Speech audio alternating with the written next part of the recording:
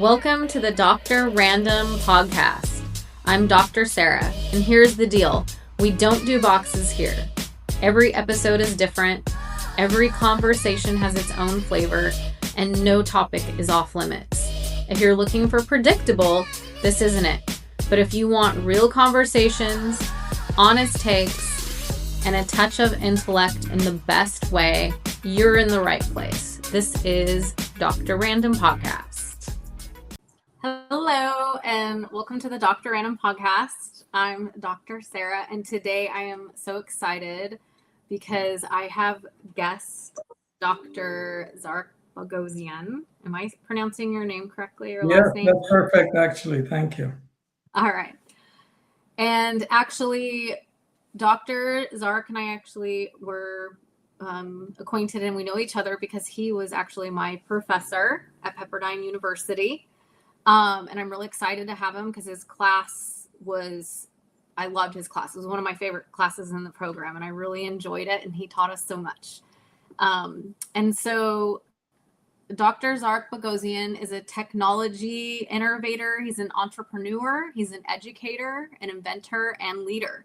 And he actually climbed Mount Ararat. I hope I said that correct too. Yes, Ararat, Mount Ararat, Armenian mountain, yeah. Yes, which was, to me, I'm like, wow, I just think that's amazing, such an accomplishment. And over the past 4 decades, he's helped build technologies across industries, ranging from aerospace and artificial intelligence to augmented reality and digital media. And he led development of mission-critical flight software for NASA's International Space Station, and founded multiple technology companies, taught entrepreneurship and leadership at Pepperdine University for nearly 2 decades, and continues to champion the power of imagination, kindness, and leadership in creating meaningful impact. And so Dr. Zarik, and I know you want me to call you Zarik on out. So is there anything you'd like to add to your introduction today that I just gave?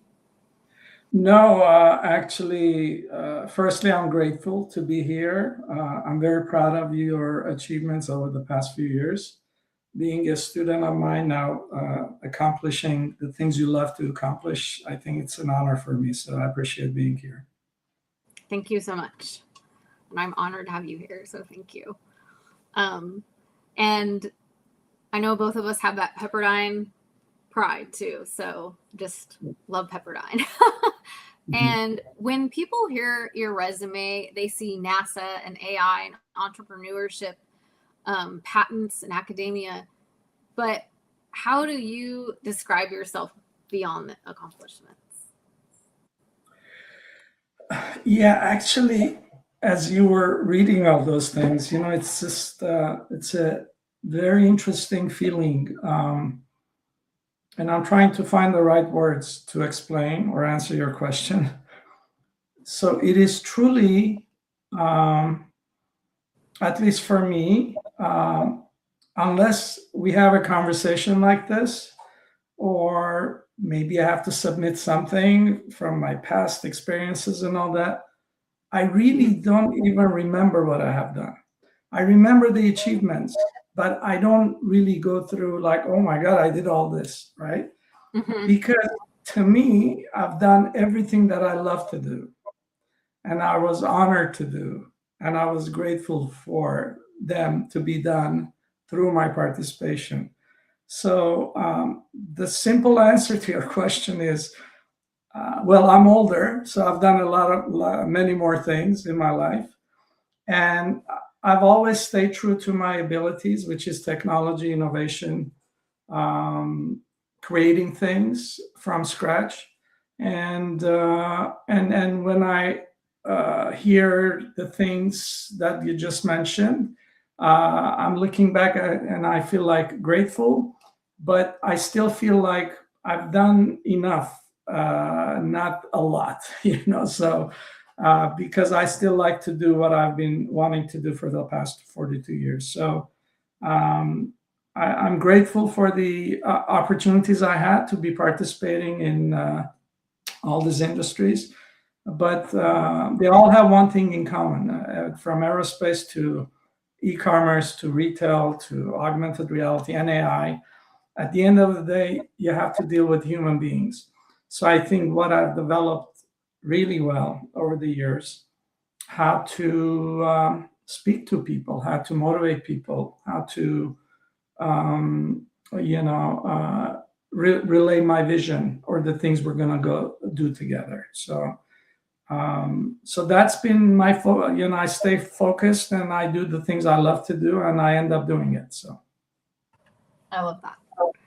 And I just thought of something from class that I was going to share. I just remembered, but when we were thinking of the entrepreneurial invention ideas of stuff like patents, I don't know if you remember, but one of our projects, and now they're popular, they're everywhere. And I'm like, dang it, I should have jumped on it. Was it the filtered shower heads? Yes, I do remember that. It was a great idea then. It's a great idea now.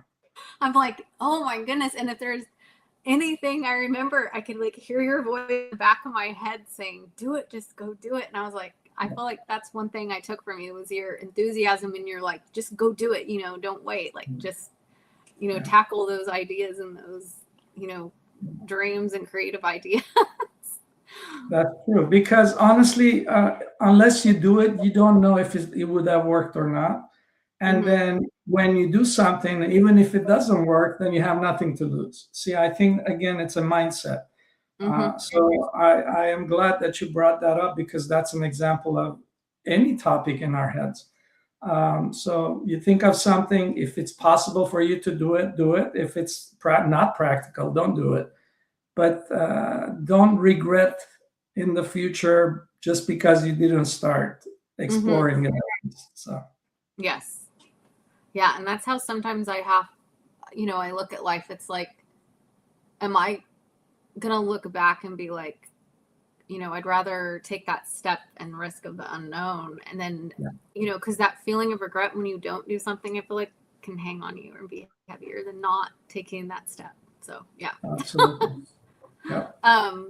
And your bio ends with the phrase, a simple man. So just curious why you chose that description, or I'd like to learn more about, what that means to you or what's important to you with that phrase. Yeah. There's no scientific reason for that. I think, again, everything I do, it comes from the heart. If people recognize the things I have done or achieved that helped them, that motivated them, that changed an industry or started an innovation or generation or evolution, so I've done it because I love doing them. So never in my life, in the last 66 years I've been born, I felt like there's something genius about me. There's nothing special about me. There's truly, genuinely, I am just a simple person, a humble person, and a person that appreciates life. But I'm not doing things for the benefits of recognition. I do them because I love to do things unconditionally. So it's a mindset I developed. I think especially as an immigrant who immigrated to US 48 years ago. So I'm proud of it, but that doesn't mean I'm a genius. I'm proud of it. That doesn't mean I'm any different than others. So I really think the things I've done in the past, anybody else could have done it, including climbing the mountain. But then you have to do something about it. Climbing a mountain is not easy. But if you practice and you take the chance and you have your calculated risk in mind, then you can do it. And so I think the benefit or the only advantage I had over the many years, I work hard at it. When it's something gets in my head, I really want to try it, and I do it. And I do it to complete it. But even if it's not completed, then at the end, I'm still happy. So Mm-hmm. So I am a simple man. I just want to make sure this is actually very important. I do some public speaking, and I truly, genuinely believe that there's nothing special about me. But what is special about me that I'm a simple person. So I want to send a message to all people who are humble, simple. They don't have all the benefits or advantages in life. I never Mm-hmm. had an advantage in life. I've been an immigrant. I had many disadvantages in my life. But that doesn't mean I could not have been successful. I could not, that doesn't mean I shouldn't have done something that I have. So Mm-hmm. yeah, I'm a simple man. I'm proud of it. I love that.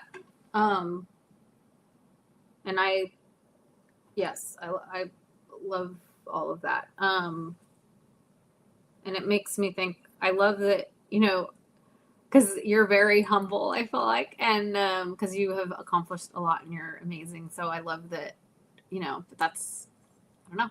I think the listeners are going to enjoy hearing your story behind that. Um, and looking back over all your innovation, what would you say originally sparked your fascination with technology and science and problem solving?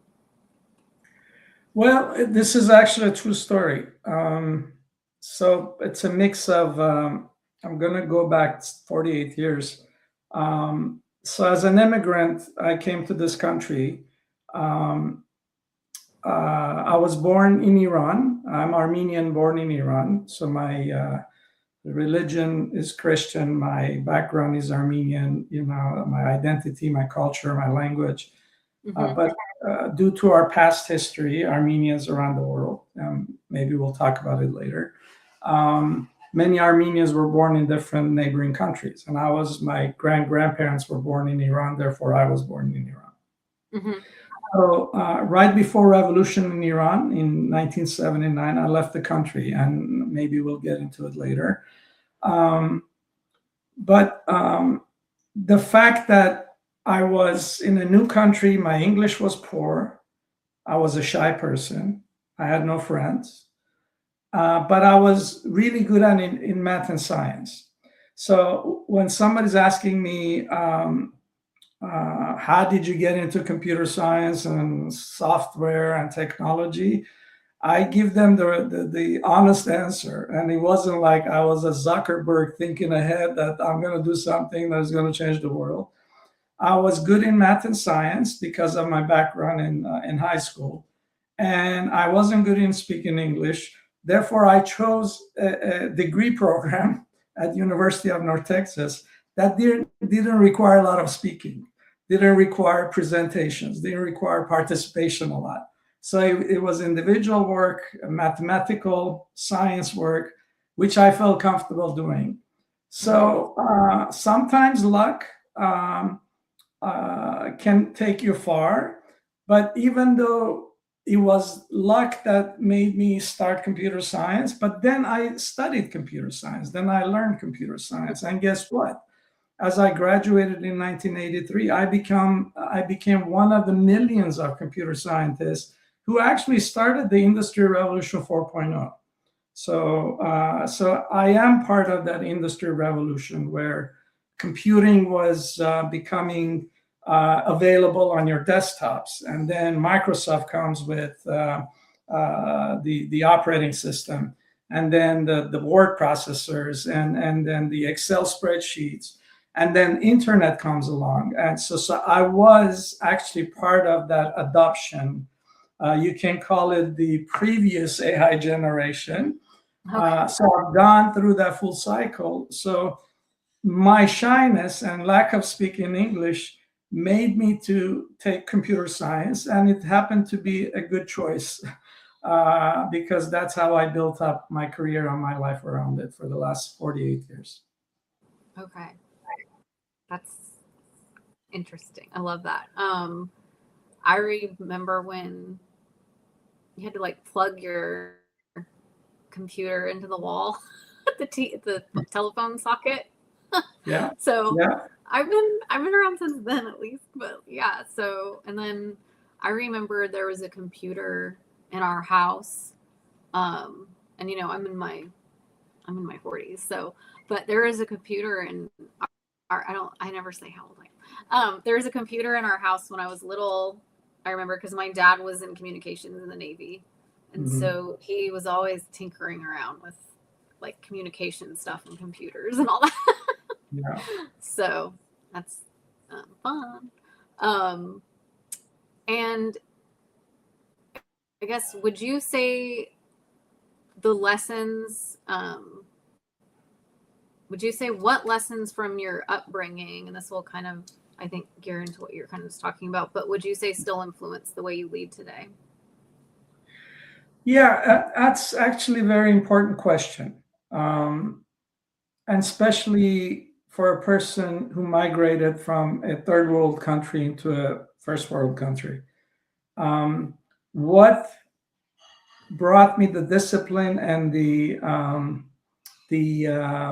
humbleness was the way my parents raised me. Uh, when you're in a country, my father was a mechanic, by the way. We were a lower middle class family. He didn't even have a car. He was a mechanic. He didn't even have a car. So we would walk. We would take bus, and those are type of that's how we commute and all that. My mom did not work in the beginning. She was a housewife. So my father worked. But one thing they spoke about all the time in our household was you, as you grow up, you get your education and you be a good and a kind person. No matter how old you may become, no matter who are you speaking with. So from a very young age, those messages had been imprinted in my head. And you can only imagine years later, I come to US on my own, by the way, no parents, nobody around me. I could have done anything that I wish to do. But those things stuck with me. And it's not get education, it's not go get a degree and a second degree and a third degree. Meaning that learn and move up. Learn and move up. So the advancements that they encouraged on us because of the hardship we had as a family when we were in Iran, that was the motivation, that was the inspiration, that was the promise I gave to my parents when I left them in 1978 when I was 18. I'm going to go get education and get a degree and come back and create a good life for all of us.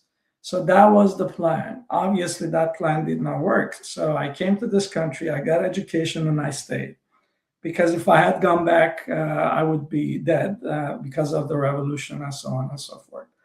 So I think the parenting and the parents have a lot to do at the early stage of your life. I'm not a psychologist, I'm not a medical doctor, I'm none of that.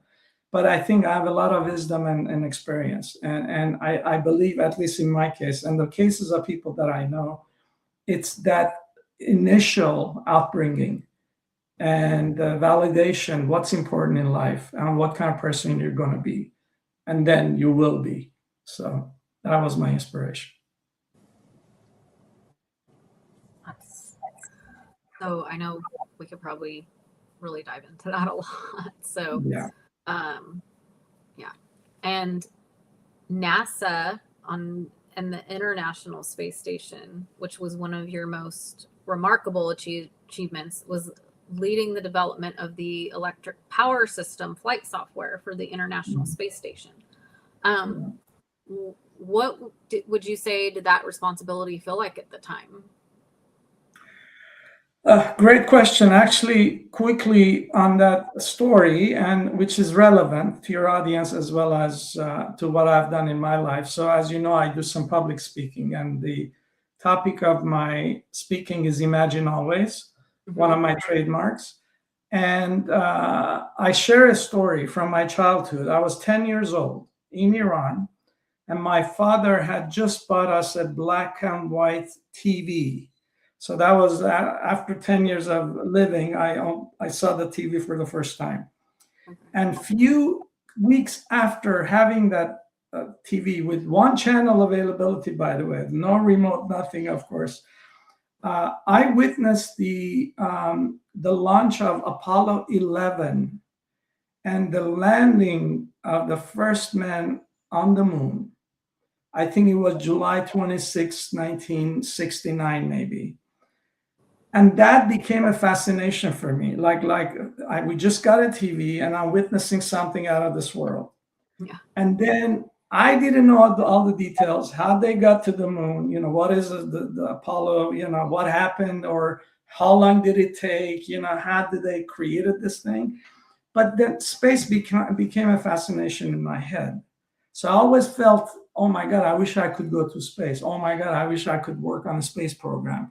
Mm-hmm. Oh, but guess what? In Iran, those were not possibilities. Okay. So fast forward, when I came to the country, and as I explained a few minutes ago, I studied computer science. Well, guess what? So not that I knew I was going to work on the space program, but if I had any chance of joining the space program, computer science would have been the best choice.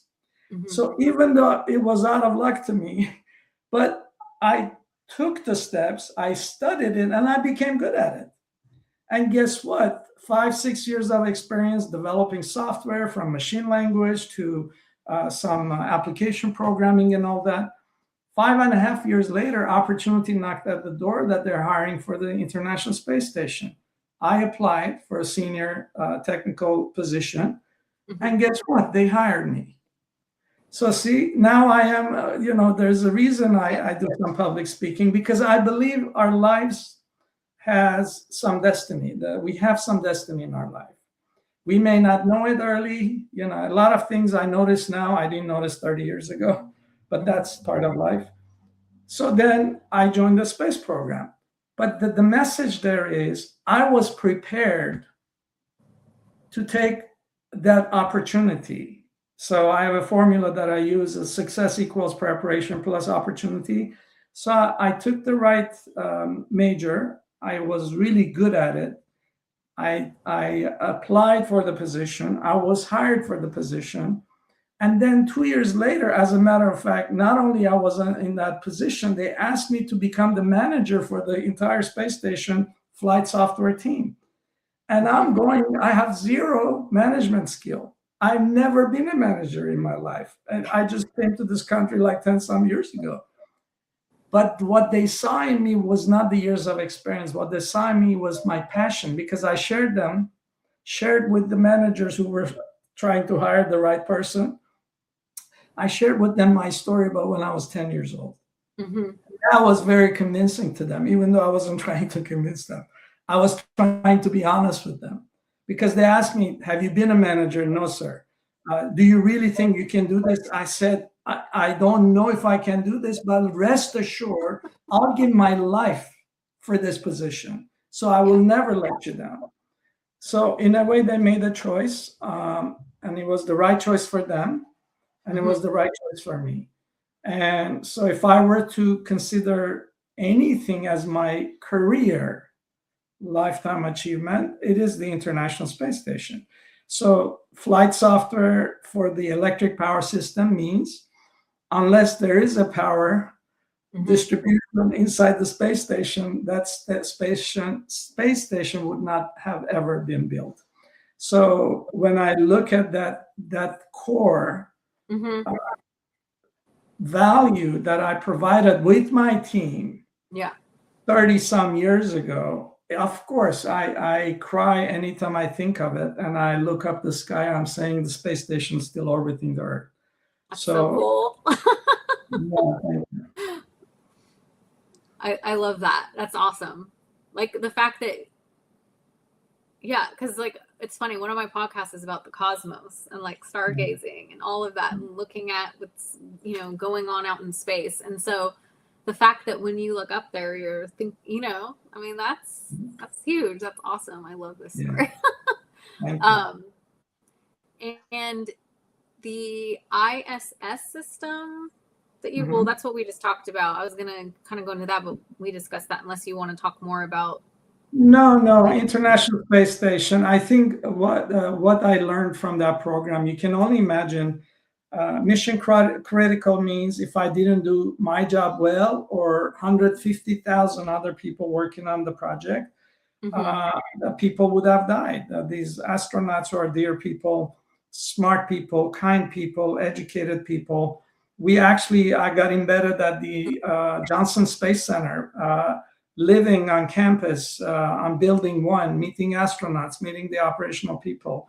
So when you are walking with an astronaut on campus and knowing that this astronaut is relying on you and thousands of others like me to take a behemoth like a vehicle that is a firebomb and to go to Earth, to the moon or to the space, it's a huge responsibility on your shoulder. So unless you're passionate about what you're doing, and unless you're careful and you establish some habits and discipline to take your job seriously, then the space program would have never worked.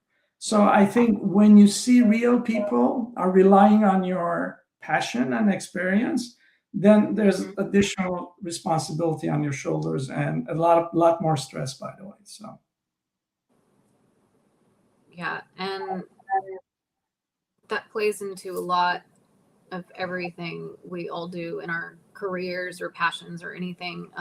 So what you just said, like, it's sticking in me again. You always say things and I'm like, whoa, okay. So, and with leadership, what would you say as a leader? I think, you kind of went over this, but what leadership lessons did working on mission critical NASA projects teach you that entrepreneurs often possibly overlook, would you say?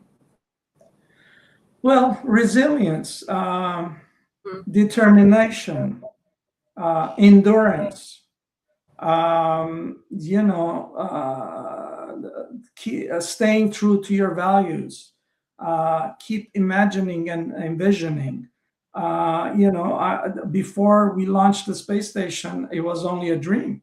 So you were trying to bring that dream to a reality. So your imagination, you're dreaming about it, and assuming the hardship that you're going through for a reason. So if you don't see that far, then you cannot endure the pain or the time it takes, the effort it takes, the sacrifices it takes. You see, one thing I'm trying to be straight right away with my students at the undergraduate, graduate, and doctoral program is the fact that you have to have endurance. Entrepreneurship is not easy. If somebody's saying, let's come up with a cool idea and then sell it a couple of years later for $1 billion, I think that's only a dream that may not come to reality sometimes, most of the time. So that's an exception. Yes, there are businesses who have gone through that life cycle and fine. But 99.95% of the time, you have to really work hard to get to that point. So this endurance and staying true to myself and take my job seriously. As a matter of fact, that's what I took from the space station days to my entrepreneurship years, because I'm not building space station for my customers as an entrepreneur, but I'm building a system that I would love to work for the system to work well, to have quality, to have the stability, to be safe and secure. You see, so yes, not every application is a space application, but the process is the same. Maybe it took longer for a space program and it's going to take less for a mobile application, but the mindset and the process I took away from those years to the rest of my career, even now, so I think those are the learnings.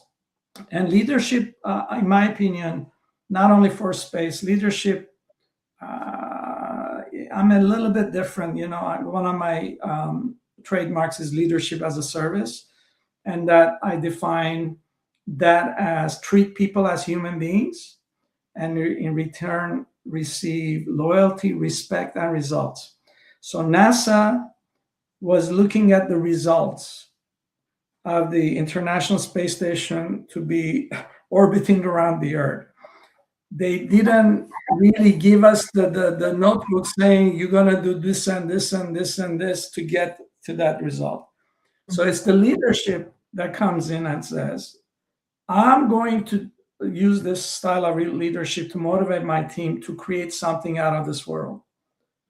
And that the first lesson for the leadership is to treat people as human beings. You do that, and the rest becomes just an automated process. So, and I took the same thing to my other businesses. Actually, I think I do that to all of my personal life. Leadership is in all of us. You see, in the olden days, people looked at the CEO as the leader. That's absolutely untrue. CEO is one of the most important positions in the company, but that's not the only leader. Leader is the janitor, actually, who prepares the environment so for employees to come in a very nice place, clean place, safe place, and everything is available to them so they can create. So a janitor is a leader, a tech support person is a leader, a manager is a leader, a developer is a leader, a CEO is a leader. So what are those common attributes that everybody has to assume in order to create an organization that is going to really work nicely and synchronized? And you've also founded and led ventures across AI, augmented reality, the digital media, e-commerce, solar energy, and healthcare. What would you say allows you to spot opportunities before others do? Yeah, spot opportunities. Some of it is a dream. Some of it you see something on TV saying, oh my God, there's a problem here and I wish I could solve it. Some of it is Armenians are social people. We go out to dinner and drinking. And then your friend who's an architect says, Zarik, is there any way that I can translate a two-dimensional blueprint into a three-dimensional AR experience? And you think about it, you say, oh yeah, I think that's a great idea. So why don't we start doing it? Why don't we experiment it? You see, so it's not a scientific task. The common denominator here is every one of those industries or every one of those startups have led or co-founded have solved a problem. When you have an idea that solves a problem, and then that could be the idea. Now, there may be less market for it. So the other thing I always encourage entrepreneurs, do not start an idea because you think it's going to be a unicorn, because that's misleading. Why not have a startup that is $100 million in revenues? Why does it have to be 1 billion? What is unicorn? Unicorn means nothing. If we solve the problem in some poor countries, clean water, electricity, people in villages, even in Armenia, in Iran, in some of those countries, we think they're not advanced, but they're not third world either. People don't have electrical systems for like 5-6 hours a day. The kids do their homeworks under the candlelight. What if we solve that problem? Then guess what? You're going to serve 1 billion people in this planet of 8 billion. And then you will become a billionaire, right? So don't think about, I'm going to create something that is going to worth something. Think about you're going to create something that solves a problem that has meaning, and therefore many people will benefit from it. And if they do, then most likely you won't be able to count the money that you're going to have after 10 years or so. So would you say that confirms kind of how you would decide whether an idea is worth pursuing or not? It sounds like yes, ideas worth pursuing if they're solving a problem. That's the first thing I look at. And if it solves a problem, then in your head you're kind of saying, is this a big market or not? Yeah. Not because of 1 billion versus 100 million. Is it something that is going to have an impact? Yeah. Right. And lately, for the last many years, and you also mentioned initially, I'm also an investor, and I focus on ideas that actually have meaning. No matter is it nonprofit or for-profit, doesn't matter. But social entrepreneurship has become one of my passions for the last few years. One of the classes I teach, it's a capstone class at School of Education and Psychology at Pepperdine. It's social entrepreneurship, a Master's of Arts in Social Entrepreneurship. Okay. So what I mean by that, 4 or 5 years ago, I met a very intelligent person. Her name is Zarik Boghossian, and she had this great idea named Safe You.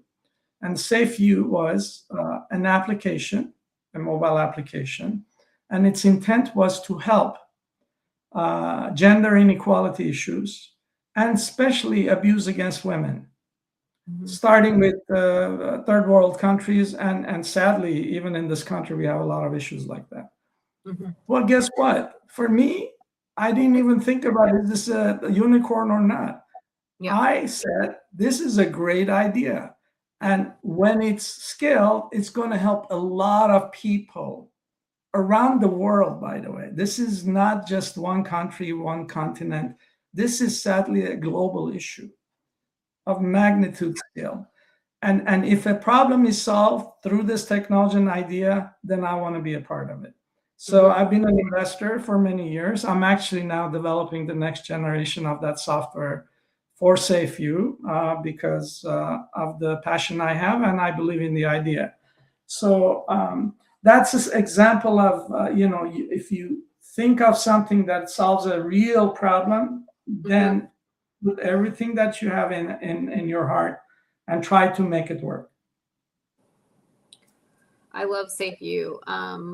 That's definitely a must-have and a need. I myself carry things all the time on my keychain. So a couple different things. I won't say what all of them are, but yeah, that's a very important innovation and invention. Yeah. And I basically was going to ask, your process of turning imagination into reality. I feel like we kind of just went over that. I actually have right now, I have this skincare idea, and I haven't seen it out there yet. I think I told you about it, but, but I think it's fun too. I just think it's fun, being able to have, as an entrepreneur and in that space is like, you have this idea and you get excited about it. And, you kind of do some research on it. Like, is that out there already? I don't know. I just think the whole process in itself is fun. And like almost, me as an artist with a painting, I put a canvas in front of me and I have in my head a lot of times what I want it to look like in the end. And it's interesting when it actually comes out the way I want it to. And there are times when it doesn't and I get frustrated, but I feel like that's kind of how it would be as an entrepreneur. You have ideas, some work, maybe some don't. But, you've built businesses across multiple, different genres of stuff over the technological age. And how would you say has innovation itself changed over time in that process of being an entrepreneur? Have you seen anything? Yeah, innovation certainly changed. It has evolved.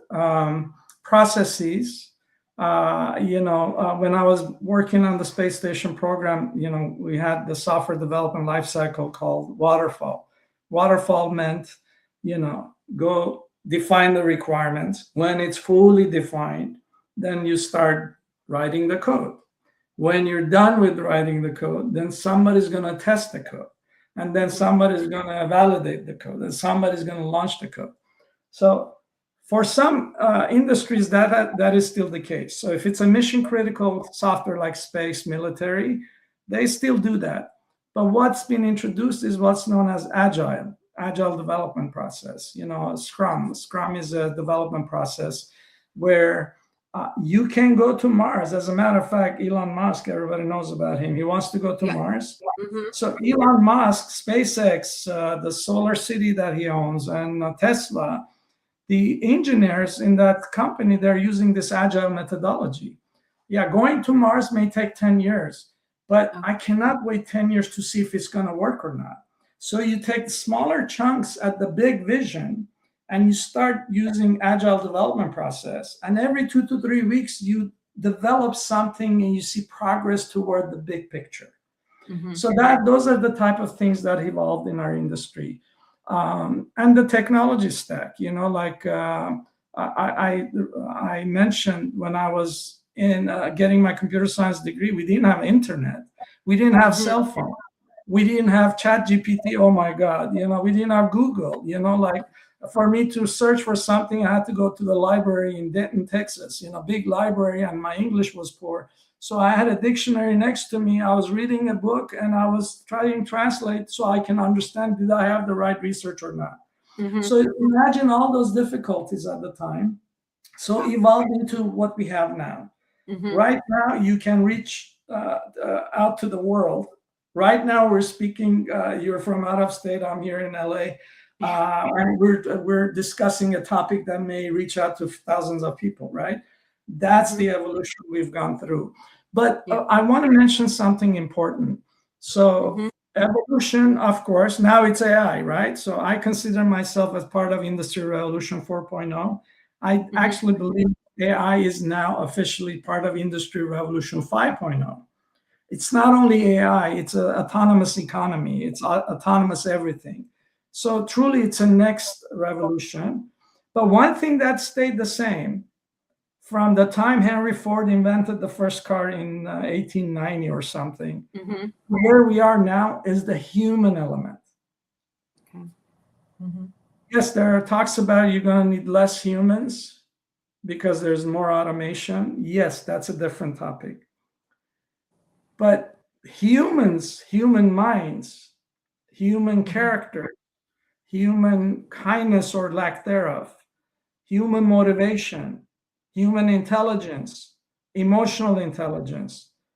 It's been like that for many years. So Industry Revolution, yes, we got more education. I have more wisdom and more information, but the intelligence is the same as it was 50 years ago, 100 years ago. Maybe with less information, but that doesn't mean we were stupid people. So my point is, there's all these evolutions, but how you treat people becomes, in my opinion, number one characteristics of a leadership or a corporate culture, or getting things done. Yelling at people has never been part of my philosophy, and I see people who do that and they're successful, depending on what you define success. I don't call that success. I think it's because I had people yelling at me, by the way. So the things I do in my career, all the businesses that I have, I think at some point you come to realization that no human being, by the way, at work or outside of the work, has any right to yell at anybody else. You may be disagreeing, you may not see eye to eye, maybe the vision is different as partners and co-founders. Fine, separate. Don't come shut the door and yell at me because you're my boss. Or the olden days, there was a boss and there was an employee. But there are no boss or employees now. In my opinion, we have colleagues. A CEO is a colleague. It's not a boss. You should not have a boss. We all have responsibilities. If you really want me to take the responsibility, give me the empowerment. Give me the responsibility. Let me make mistakes. And when I'm making a mistake, don't yell at me. Correct me. Because that's how I've been succeeding in my life. All the businesses you're talking about, I don't even know how many I had and how many more I may have. But one thing has stayed the same: cell phone or internet being there or not, and a Chat GPT. I treat people the same as I have been for the last 48 years in my career. And I think that's one thing that is missing right now. That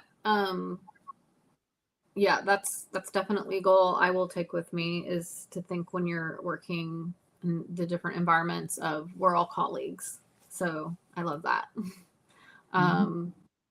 And what would you say, with we're just talking about AI and the enabled solutions through your Zima group. What would you say excites you most about AI today?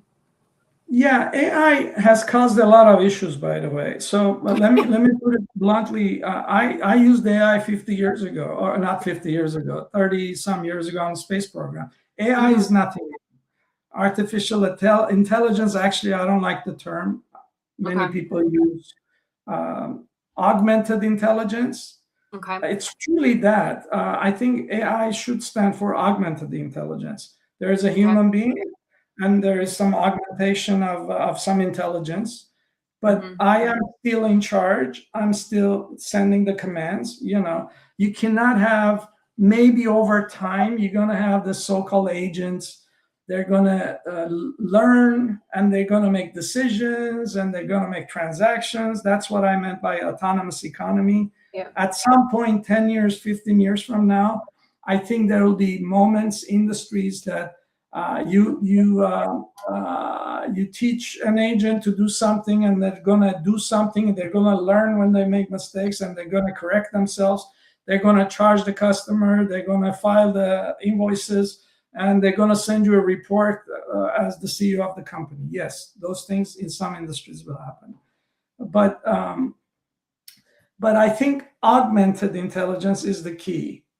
um, and what is overwhelming now, so the employees are worried, or colleagues, Mhm. because we've been training our employees, our colleagues, for the last 3 years in anticipation of picking up on AI. Mhm. They're using the Replit, Lovable, Claude. Claude, I think, it's the most used for testing as well as development and Okay. all that. Mhm. But the number one aggravation and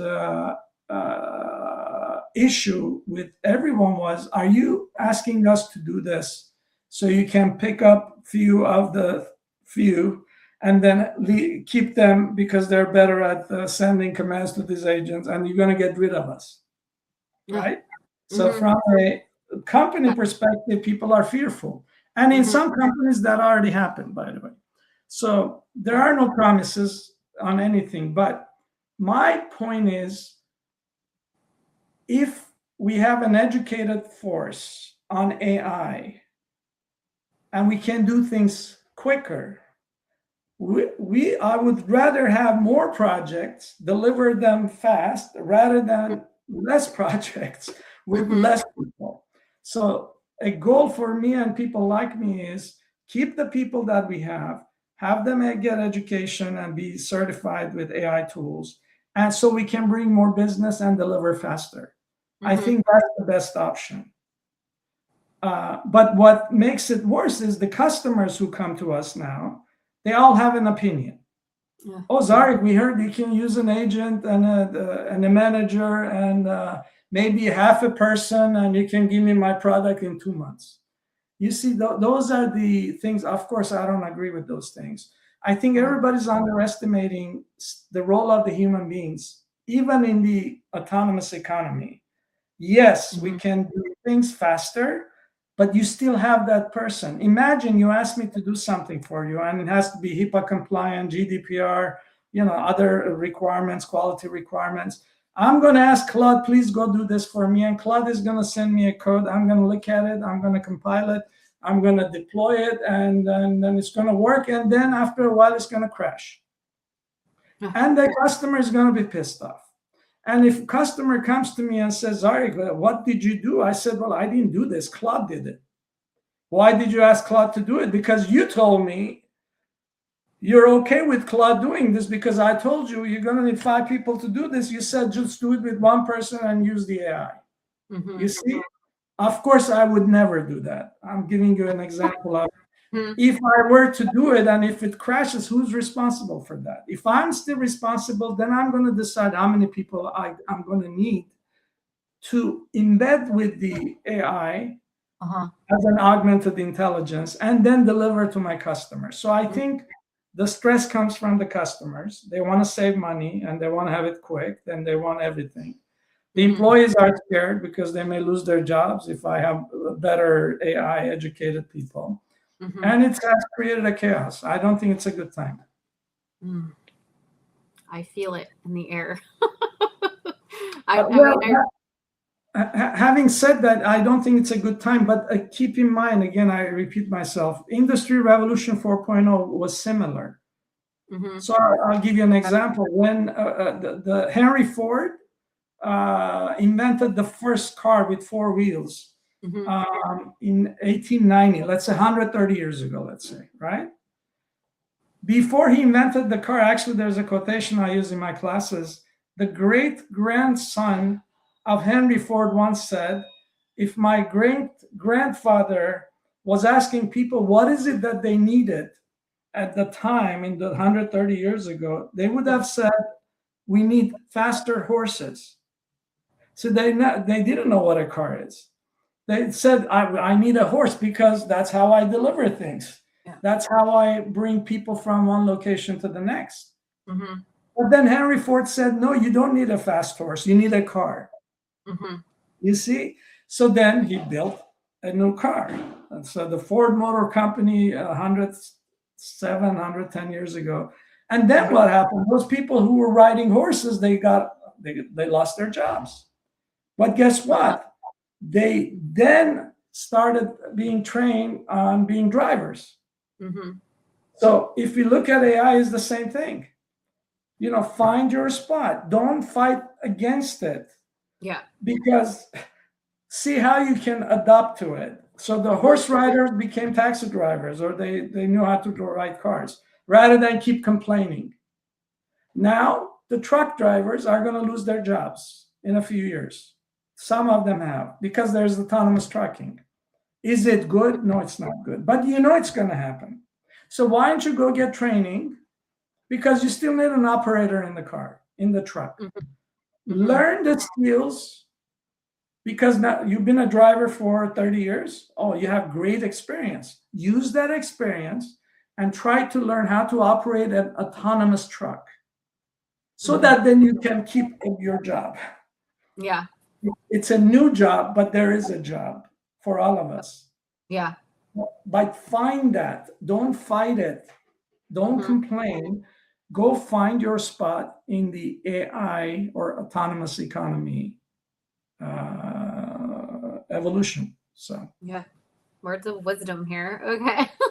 And so as an artist myself, I've had some concerns with AI, obviously. Yeah. And I was actually terrified of AI. I never actually, people can believe me or not believe me, I never even used AI until probably like July or August of last year, because I was so scared to even touch it during the dissertation process. Yeah, I didn't want any kind of traces on my study, and that was like a little fear of mine. So I was like, I'm not even going to dabble into that until after I'm done with my study, because I just, you know what I mean? Didn't even go there. So it's been new for me and it's been interesting, but as an artist, I was going to say is, I paint, I do oil paintings, and my photography, I actually took an image when I was in Paris, and I had a lot of people just automatically thought it was AI. And I'm like, no, I'm not going to, it's my art. Like, I took that with my camera. I took it. Yeah. And I've gone so far as, I think you'll appreciate this, it's an extra step I do, which isn't necessarily needed, but I've actually had my artwork filed with the US Copyright Office, all my paintings and my photography, just because of everything going on. Like, I was nervous, sharing everything on social media and having a website, but that's how I'm going to generate business or get my name out there as an artist. So I took that extra step to protect myself. Yeah.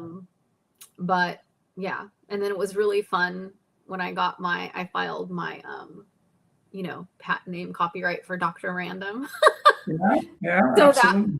So that was fun. But, and I kind of wanted to talk to you about do you call it, is it Med AM or Med M? Is there a way you pronounce that? Yeah, Med AM. Okay. And the vision behind creating that for Armenia's medical tourism platform, right? Yeah. And what would you say was the gap in the healthcare ecosystem that you were trying to solve? Or what would you say, to those listening out there, what kind of drove that for you? Yeah, so it's a very good question. Thanks for asking. So as a background, I've been in the software industry for 42 years, and uh, for the last 21 years of the last 42 years, I have developed resources in Armenia. So why Armenia? Because I'm Armenian. So part of the reason was Armenia is a great country, great nation, but we've been for many years part of the Soviet Union, the old communist regime.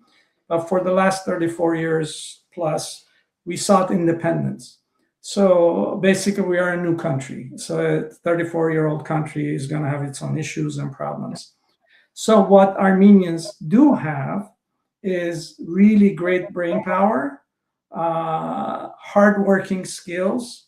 Part of it, if not most of it or all of it, comes from our very sad history of genocide in 1915, where 1.5 million Armenians were massacred, and then we fled to the neighboring countries. So that DNA of gone through hardship and then develop in new countries, just like I did in the US. Part of the reason I survived through my immigration was I've seen my father how hard it worked. I know about our history. So if I had a bad day thinking about, my God, I was working 5 jobs. I was a dishwasher. I was a gas station attendant. I was washing toilets every other night. I was working at IHOP, International House of Pancakes, from 11 p.m. until 7 a.m. Graveyard shift, dealing with drunk people. So when I had a bad day saying, "Oh, I can't believe I'm a young man. I'm alone. I don't have money. No, nobody is respecting me. Everybody's making fun of me." And then I have a tough life. Then I would go back to our past. Then I would remember how hard my father worked. Then I would say, Zarik, stop complaining. At least you are alive. You see, when you put things in perspective, as young as you may be, all you need is a few seconds of silence in your head and reasoning. There is a reason that you're here. There's a reason you have to work 5 jobs. There's a reason that people are making fun of you. There's a reason that you have to have a huge imagination. The imagine always, I think what you asked earlier, is actually that. I developed it not 10 years ago as a career. I developed that 47 years ago when I immigrated to this country. I had to imagine what my life could be like if I don't want to wash dishes. What is that like? Well, you have to have education. There's nothing. You have no money. Your father is not rich. Your parents are not rich. There's nobody's going to give you money. So you have to earn your money and get education. Why education? Because from the upbringing of my parents, if you want to have a good life, you get an education. It's still true, by the way. So to get education, I had to do 5 jobs. So it's just, I had to do that. So stop complaining, Zarik. Go get your education. Then when you have an education, you get a good job. What is that good job? Being a programmer. You don't have to wash toilets. You sit in an office, you program. No matter how hard it may be, it's a better life. And guess what? That programming took me to the space station. You see? So Armenians have this DNA that they can survive through hardship. So knowing that and having gone through my journey, I wanted to get back to Armenia. I want to give back to Armenia. I want to hire people in Armenia if I am to hire anybody in the world. Because we have great scientists, mathematicians. We're known for our chess capabilities, the #1 players in the world. Many of them are Armenians. So my point is, we have the great mind. We didn't have the opportunity. So my job was, I'm going to establish some presence in Armenia because that's my mother country. That's my mother language. Yeah. So it turned out to be a good idea. And And then it's been 21 years. I've established a few companies there, Mm-hmm. and I have up to 70 resources. And I think my impact is part of it is philanthropy, and part of it is bringing the young community, the young people, not to leave the country and stay in the country. There are thousands of people like me, by the way. I just want to be clear. It's not only me. But my intent was that. And I think many people are like me who are trying to do the same thing for our country because we are a small nation. Armenians around the world are 10 million. And in Armenia, there's only 2 million. So 8 million diasporans. Everybody finds a way to help Armenia by their own means. So my meaning was go hire people, give them that opportunity, have them work on great projects. So I have a team there who develops software for a content management software that Walmart is using. Like, oh my God, put on your resume that you developed something in Armenia that Walmart is benefiting from. Can you imagine the beauty of that? Yeah. So those are the type of give backs rather than let me donate money. I pay them good salaries. They learn something and they can prosper in Silicon Valley. Every one of our employees can come to Silicon Valley and get a job, but they needed that opportunity. Mm-hmm. So that's the story. That's beautiful. And I did get the chills when you were talking about the genocide.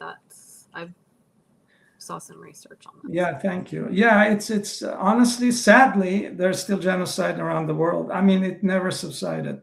Because if you don't recognize a genocide, I don't want to get into politics, but I'm not. But I think it's like acknowledging something can have a good effect in the future. If you don't recognize or acknowledge, I'm not talking about genocide. I'm talking about anything. If you have a relationship and you are in a fight and you don't acknowledge that, guess what? That's going to linger around and something is going to give. Why don't you acknowledge and move on? Right? Yep. So, and I know that because I've been married for 34 years. So, again, that gives you a lot of wisdom. Yeah. And I saw the picture of your family. Dr. Zarik, you do have a beautiful family, beautiful wife. Thank you. Yeah. And she has a great taste, by the way. She used to be a fashion designer, and I always joke with her, you have a great taste. She says, why? Because you married me, like saying, I am joking. She's not laughing at it anymore, but anyway. And as far as your leadership philosophy, so you've trademarked the concept leadership as a service. Can you tell us kind of what you mean by that? Yeah, I actually, there are books written about leadership, and honestly, I never read any of them. And not that I dismiss what's in the book. Okay. But there are certain things in life, in my opinion, that it's innate in us. It's actually God's gift. Yeah. And one of those things are common sense. One of those things are asking yourself a question twice. One of those things is, what happens when you're kind to a person? What happens really? When I'm kind to you and I answered your call, how did you receive me? With open arms, with smile, with thanking, with being grateful. You see? Yeah. Do you really have, did I learn this at school? No. I think it comes part of the upbringing, maybe a reminder as a child, be kind to people. That's the least that we can do as parents. And it doesn't mean don't stand up for your rights. See, I think people are mistaken being kind as, oh, you can't be kind to everybody. I actually think you can be kind to everybody. You may not like the benefit of it or lack thereof, but you can be kind because you're being kind for yourself. Yeah. It's a selfish thing. When I say be kind unconditionally, I really mean that. Because if my friend calls me and says, Zarik, come and help me. I want to move. And I need somebody to help me moving my boxes. Mm-hmm. And then I teach until 10 p.m. at Pepperdine. I call my wife on the way back. I said, before I come home, I'm going to go to my friend's home because he's moving. And the first reaction, are you kidding me? It's 10:30. Why don't you come home? You've been out all day, right? Not because she's unkind, because that's normal. And then I tell her, because he needed my help. I could have simply said, I can't, I'm sorry. I am so tired. I can't help you. Mm-hmm. So if I choose to help this person, he Mm-hmm. didn't force me. He asked me. And if Yeah. I answer that question by, yes, I can, then let me do that unconditionally. Not, I'm going to do this if you do that. Mm-hmm. And guess what? When I come home, as tired as I am, but I'm happy because I helped him. Yeah. It's simple. So the leadership, I hate it when I hear somebody's written a book now. There are many people writing a book. I'm happy in a way, but in a way they feel like they're discovering kindness as a new phenomenon. Like, oh, kindness in leadership is a good thing. Like, oh, they discovered it after 30 years of research. Well, guess what? Kindness has always been good. It's nothing new. Yeah. Mm-hmm. So I think it's a human element. You see, I may not be happy with the outcome of something that may have happened in a project with a customer, with my colleague, but that doesn't mean I shouldn't be kind to them. Yeah. I can make a very good point and correct them by being kind and not belittle them, especially in front of others.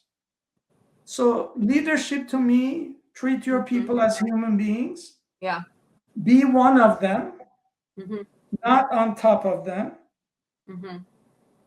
Cry with them, smile with them, celebrate with them, create an environment that promotes this freedom, corporate culture, Mm-hmm. and be available unconditionally. That's leadership. Yeah. So that's what I've been doing for many years. And by the way, I didn't learn this in my MBA school. MBA taught me a lot of things, by the way, but not. I don't think. I think people have to learn this on their own. Yeah. So it sounds like, to me, that's what would separate great leaders from successful executives is kindness. From what you Yes, and that's your competitive advantage. Mm-hmm. But Sarah, it has to come genuinely. Mm-hmm. That's actually key. So some people may say, okay, I'm going to be kind because I want them to work hard, right? Mm-hmm. That's going to show. That's not genuine. So genuine leadership, genuine kindness, not fabricated kindness is what I'm talking about. When I help somebody, I actually mean it. Yeah. It's not, let me do this because I got stuck. Let me do this because I'm going to need his help tomorrow. I'm going to call him. Mm-hmm. Mm-hmm. So a leader in a company that is doing everything I said they should do or they could do is meaning it rather than, oh my God, yeah, we have a delivery. I want everybody to work this weekend, so let me be nice. Mm-hmm. Mm-hmm. No, it's not seasonal. Niceness and kindness should not be seasonal. Mm-hmm. It's funny we're on this talk because, like, I feel like a lot of times I'll have some genuinely like kind things I want to do for people, but I'm apprehensive about it, or I take a step back because I think I don't know. It's almost like, is kindness a gesture that is becoming less, I don't know how to say it, like less common possibly or something, because it's interesting that I would have to like double think, should I do this or are they going to take it the wrong way? Just me wanting to genuinely be kind and be myself to somebody, because I feel like I'm genuinely like authentic about a lot of things I want to do for people. I would even do more, but I think that, I don't know, sometimes I have found too that people who are genuine in that way and authentic sometimes they don't get it in return. But I feel like maybe not right away or from that person, but you don't do it to get the return or feel it or acknowledge it. But I feel like the world and the earth has a way of encircling you, and it's always around you. And I feel like kind of the love you give other people or kindness kind of engulfs you. So I feel like you're just a more joyous, happy person possibly too. And that could kind of stem through as a leader too. When you are genuine about it, like you're saying, I think that authenticity will, shine through. And that's kind of in a way like your return. If that makes sense what I'm saying. Yes, you said it very nicely. Actually, it's a great point. So let me be clear. I'm not saying if you are kind, genuinely, and as a leader, and not only kind, everything else that I talked about, that's the right thing to do. Now, does it mean you always are going to get return for your kindness? No. I've had many people who basically, let's say, took advantage of my kindness. But guess what? I never changed myself. Mm-hmm. I never said, "Oh, see, I helped this guy and that guy and that guy," and at the end, nothing happened. I asked him one time about something, he never responded. Let's say, that's where I put unconditional in my vocabulary. I live life unconditionally. I help people unconditionally. I support people unconditionally. Because if I don't expect anything in return, then I am happy. Yeah. Because I'm not mad if they didn't do it because I didn't expect it. Yeah. But you said something very important. Something good happens to you because of that. Some good things will happen to you over your lifetime. Some things may happen to you much later than in your lifetime because of the things you have done. And what are those things? We shared a couple of experiences. The space station program. It was meant to be. For my character, for what I have done, for how I endured, for the hardship I had, that somehow, at some point in my life, 20 years after I watched the Apollo, so I was in Iran, Apollo, I was 10, I was 30 when I joined the International Space Station. That happened not only because of my education and the steps I took, because that was supposed to happen to me. It was always in my head. Good things happen to the people who do good. Yeah. 20 years later, 50 years later, I don't know. But I think that's why you should have it unconditionally. Because if you're looking for a return, then you cannot do that. You're going to suffer through it rather than you're going to be okay through it. Yeah. And would you say after, your years of teaching entrepreneurship and leadership at Pepperdine University, does anything stand out to you that maybe some students have taught you? Something that maybe, a moment or something you remember that stands out? Actually, that's a tough question because I am sure they have. But do I remember? I think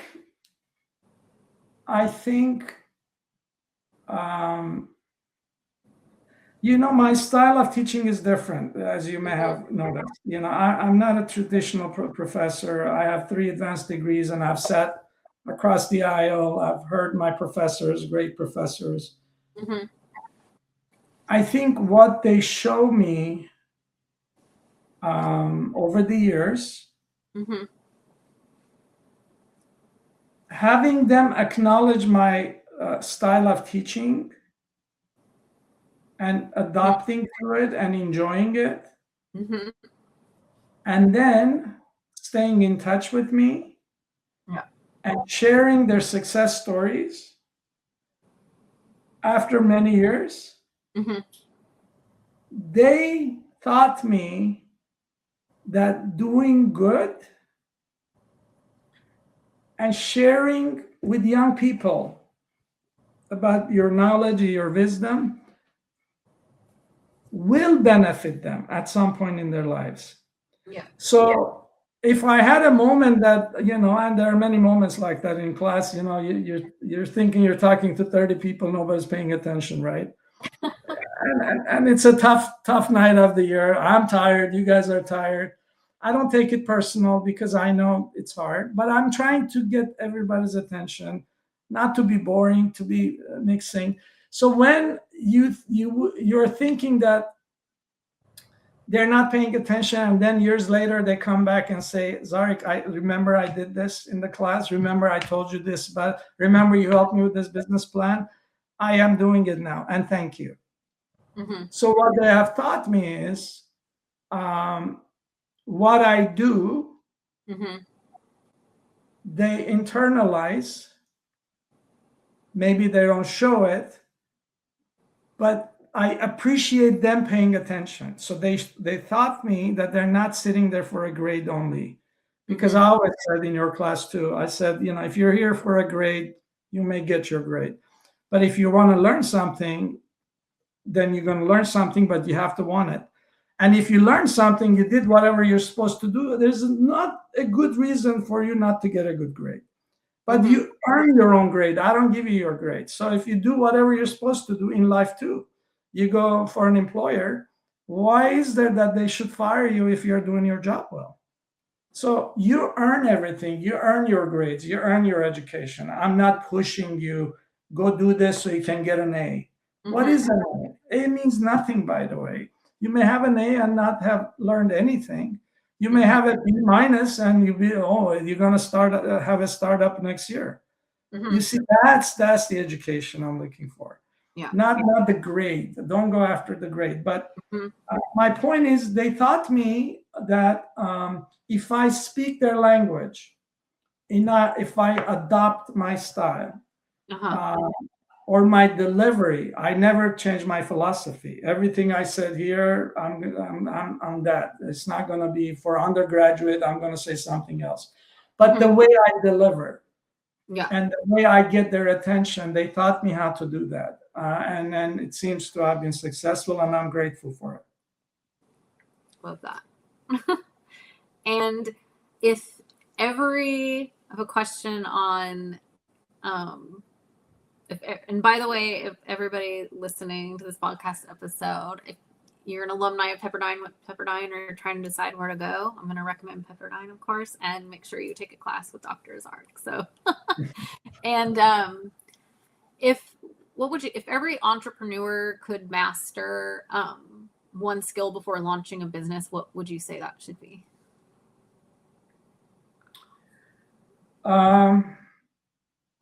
Master just one. Or a skill, just like, what would you say stands out, do you think, that is a must for an entrepreneur? Well, I go back to resilience, the skill. Yeah. Maybe it's cliche, but it's so true. Of course, there are many more things, but do not get into entrepreneurship if you think it's going to be a slam dunk. You see a lot of people get disappointed. I'm actually an investor, and I am part of this community called Angel Communities. I'm part of, and we have pitch session by young entrepreneurs, and they come and pitch ideas, some good, some not so good. But they have this common issue that they think. So I asked, what is the valuation of the business? Let's say it's 3 months, a startup in 3 months. They are using AI to do something. Okay. What is the value of your business in your opinion? Because they're asking for money. And almost unanimously, everyone is 10 million, 12 million, 15 million. And I'm saying a 3-month-old idea. See? Maybe there are cases like that, but you see, if a company is 3 million, 10 million after 3 months, unless it's an invention, unless it's something out of the ordinary. What I'm trying to say is resilience must be there. An idea may take 7 to 8 to 10 years before you can see actually the first initial positive impact. Yeah. The first 3 to 4 years is really, really tough. Mm-hmm. You're not gonna like it if you're don't have the tough attitude, the tough mind. And why is it that I was able to go through many of the things I have? Mm-hmm. Because I developed that as being the dishwasher. You see, so I say these things to my son. Then I share sometimes with my students. I don't want my son to go wash dishes to develop endurance. Mm-hmm. But I want my son to know he has to develop endurance. Is it through sports? Is it through reading? Is it through using his common sense? I developed it forcefully. I had no choice. Mm-hmm. So if you do 5 jobs and you are struggling to eat and work and pay your tuition and help your parents back home, and oh, by the way, my father passed away a year after I was in US. I never saw my father back, right? So hardship, like all these bad things are happening to you. What do? I can't go back home because there's a revolution. If I go back home, then I can never come back to US. And Mm-hmm. by the way, I would not be alive to come back anyway. So I stay here, work hard to bring my mother over.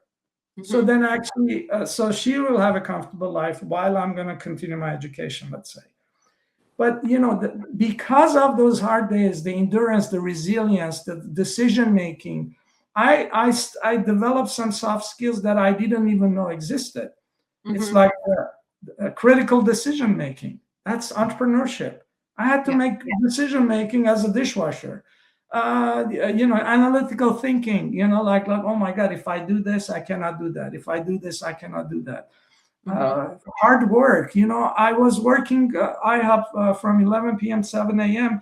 and come home, shower, and I go to my computer science class. I would not sleep in between. That's endurance. That's resilience. Yeah. That's exactly my point. So I developed it through those channels, but you don't have to go through that. But keep in mind, if you want to be an entrepreneur, it's going to be a tough journey. But guess what? You can do it if you really you have your heart into it. Because the other people who have done it, they're not geniuses. Yeah, maybe Elon Musk is. Yeah, but Steve Jobs was not a genius. He had this savvy attitude. Maybe not a good manager, but it's a good visionary. Everybody has some problem. Mm-hmm. So I would say resilience. Resilience. There's one thing, then resilience. So I'm gonna chisel that resilience, share that with everybody, and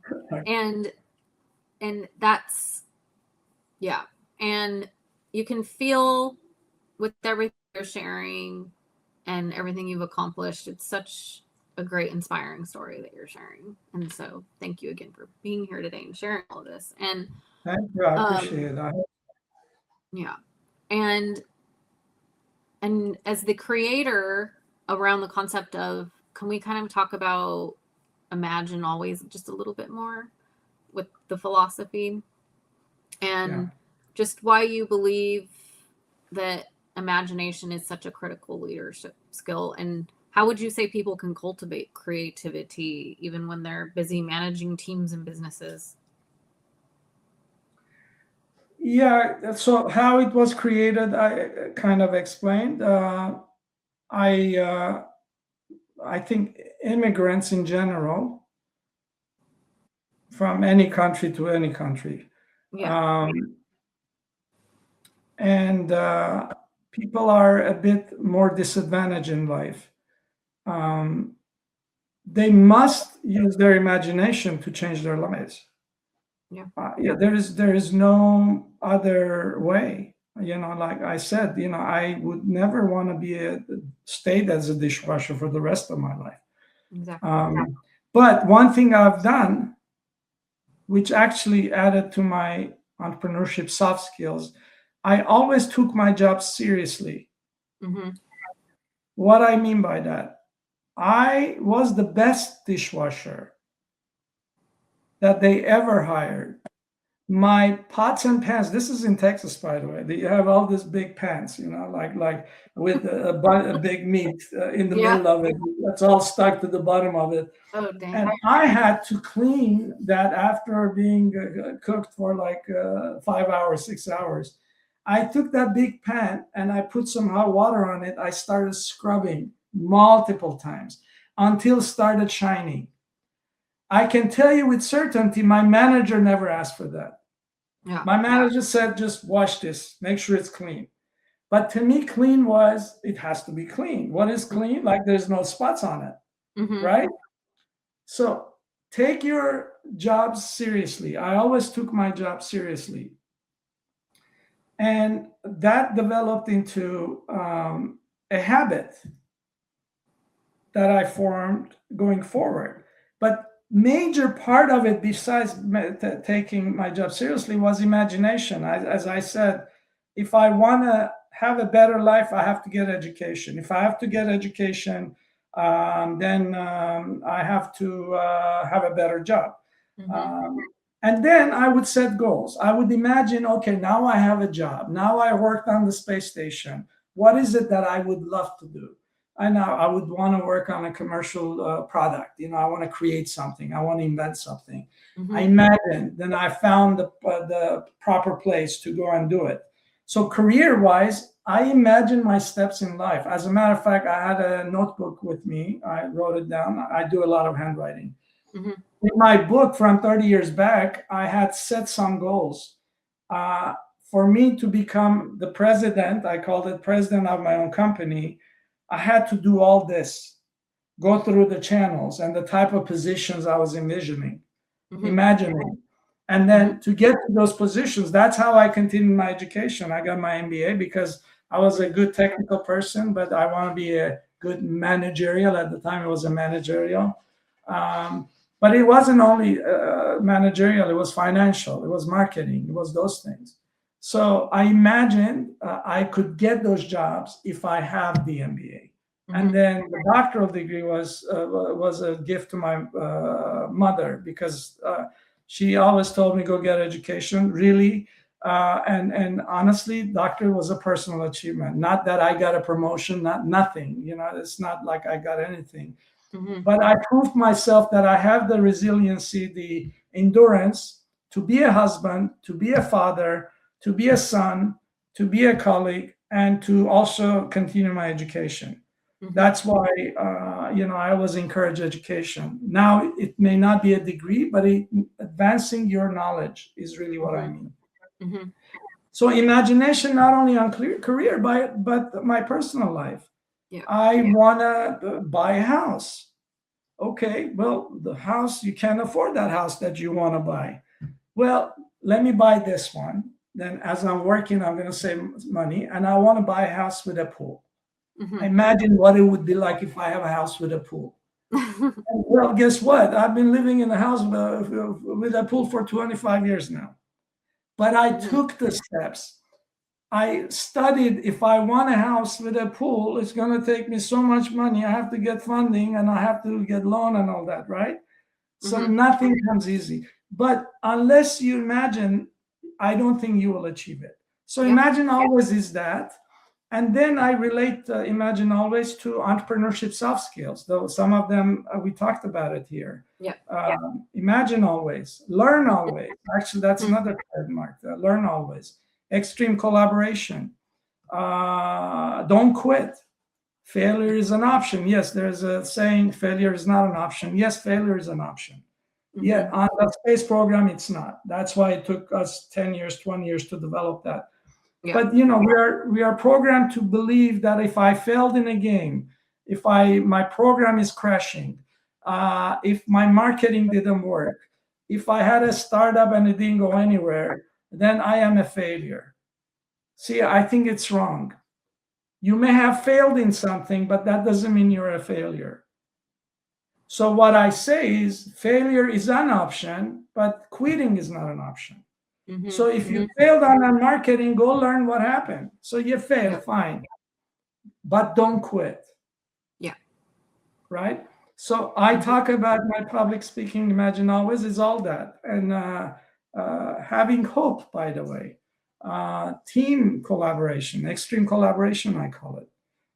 So those are the things I focus on my Imagine Always public speaking. Yeah. You got me thinking. I myself had some interesting jobs. Yeah.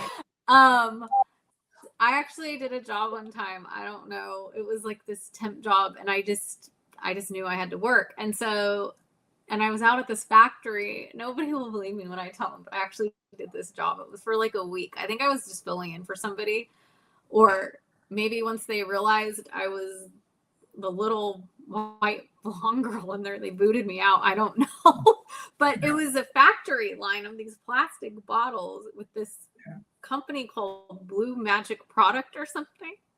Okay. I think it was for water beds or something, like this liquid. Right. And I had to sit there in the assembly line, and we were looking at these bottles, and if they had a weird like plastic thing coming down, you'd throw it out because that meant it was a bad one. So it was like an assembly line thing I was doing. I did that for like, I think 5 days. And I remember it was so hard, but I was like, but I did it. And then after that, I moved in, it was one of like my first jobs, and I think I was like 18 or 19. I don't remember. I didn't start work until I basically wasn't allowed to work because my parents until I was out of high school. But, and I worked in a deli. I was like a deli girl, the Italian deli. Where I come from, there's like a lot of Italian, and so I worked in I was a deli girl. And then I used to do like waitressing, serving jobs, and I worked in wineries. And when you work in a winery, I don't know, people, well, they probably don't like us talking about this, but you have to like clean everything, too. So you're like cleaning everything. So yeah, I've had but I think what you're saying is so true, because I think when you're forced to work and you have to provide and do it all yourself, that it does brew something inside of you. And I believe I totally agree with you on the imagination part, because I think I kind of have that kind of mindset where, and I think some people think I'm kind of dreaming in a dream world sometimes, but it's like, no, that's how I keep going and do what I want to do. People might, and sometimes, even the whole Dr. podcast, I'm sure people were like, what? But, I'm enjoying it. And I, so I love all of that, what you're, talking about. And I would like to encourage other people too, like dream big, be creative, have your imagination work for you in a good way. And I guess I kind of want to now go into your whole thing with climbing Mount Ararat and just discussing that whole, that challenge, and that you climbed it with your son, Alex, and, the inspiration of that journey. I know I shared earlier the YouTube video in case people wanted to check it out, and of course I'll share it again so everybody knows he has a YouTube video on this, exploration and challenge adventure of climbing Mount Ararat. And do you kind of want to go into that experience? Yeah. So if you go back to what I shared earlier about Armenia being dear to me, I wasn't born there, but I'm Armenian. My mother language, my culture, my ancestors are from Armenia. So as I started developing in Armenia, and so we have this sacred mountain called Mount Ararat, and that's one of the identities. An Armenian is kind of identified as motherland and Mount Ararat. So you go to any home in Armenia, there's a picture of Mount Ararat and all that. So the offices I had in Armenia, they were always looked over. You open the window, then you oversee Mount Ararat. Okay. So that the perception of I see our mountain, but it's not in Armenia. You see, Mount Ararat right now is located in eastern Turkey, the Okay. region of eastern Turkey. Mhm. So in a way, it's our mountain, but it's not in our country. Okay. So to get to Mount Ararat, many people before me, thousands of people, have climbed the mountain. So I was hearing about it for years. And then 10 years later, this is 2014, let's say, Mhm. I developed this thought process that I want to climb that mountain. And it's kind of the mindset I've developed. When it's something gets stuck to my mind and I really, really, really want to do it, I'm going to try to do it. I don't know if I can finish it, but I can try. Mhm. So then I spoke with a friend of mine, Armand Simonian, a dear friend of mine. And his son is now the best man for my son, Alex, for his wedding.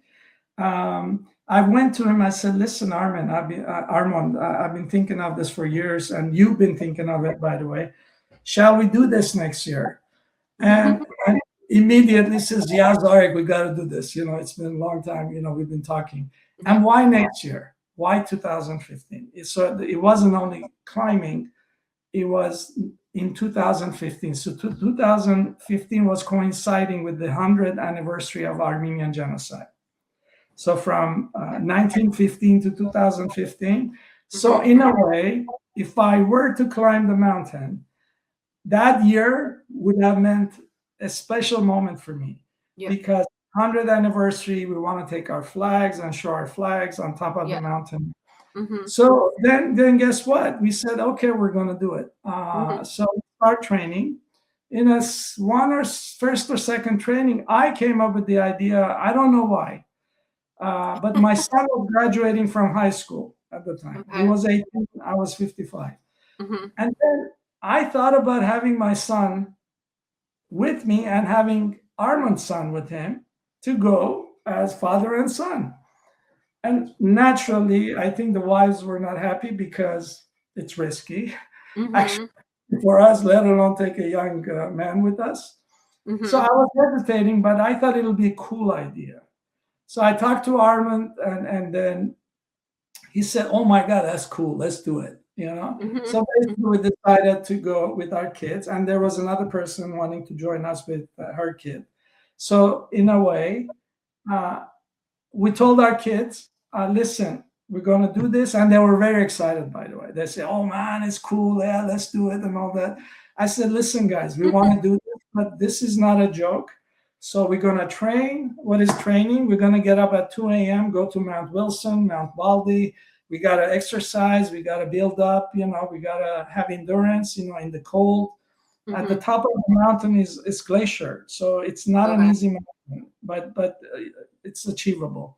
Yeah. So anyway, we exercised for almost 8 months. And then 2 months before we start our climb, my leg broke. I had a broken leg. And here I am, I'm crying and everything because I prepared, this is the year. I don't want to go next year. I really want to go this year. So part of the resilience, the endurance, so I went to orthopedic and I had some things done on my leg. And then I covered it for 6 weeks. Then I started practicing again. But nevertheless, the mindset was, we're going to start and I hope I can finish it. But if I can't, at least I gave it a try. So, so we keep in mind the mountain is in Turkey. So we had to go to Armenia and take a bus, a private bus. They took us to Georgia, the neighboring country, and then from Georgia to Turkey, and from Turkey to this village that we had to climb the next morning. I think the video has a lot of detail. I think it's very cool. It's not a Oscar-nominated movie. That video was made as a gift to my family And as Oh, my kids watched it, and they said, "Can I share it with a friend? Can I share it with a friend?" Then it hmm. starts sharing itself. So Nice. my point is, it's a story, real story Mm, that I don't mind sharing with people. But the whole moral of the story is that when you decide to do it, something, do it, start it, and then try it.